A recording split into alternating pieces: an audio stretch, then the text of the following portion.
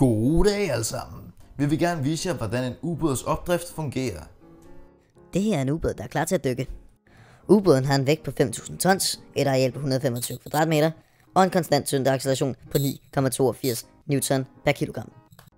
Så siger vi 500.000 kilogram gange med tyngdeaccelerationen er lige med 4.910.000 newton.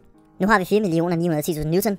Vi skal dividere med arealet, som er 125 kvadratmeter, er lige med 39.280 kilopascal.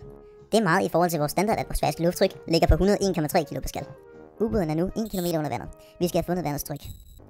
Så siger vi 10.000 meter, fordi det er 1 km, gange med densiteten af vandet, er 1.030 gange med tyngdeaccelerationen, er alt sammen lige med 10.114.600 pascal. Divideret med 1000, fordi det skal være kilopascal, bliver det 10.114,6 kilopascal. Nu skal vi så have ubåden op igen, og der skal vi anvende Archimedes lov. Der skal vi bruge densiteten af væske, gange med volumen af genstanden, gange med tyngdeaccelerationen. Vandets densitet ligger på 1030. Det skal vi så dividere med volumen, som ligger på 180 kubikmeter. Det giver et resultat på 5,77.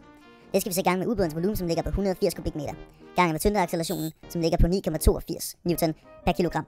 Det giver et resultat på 10.114,6 newton.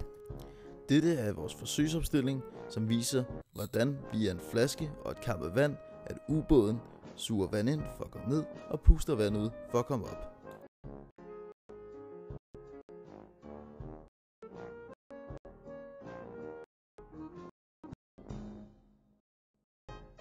Og sådan alle sammen får en ubåd opdrift til at komme op af vandet igen. Tak for at I så med. Vi ses en anden gang.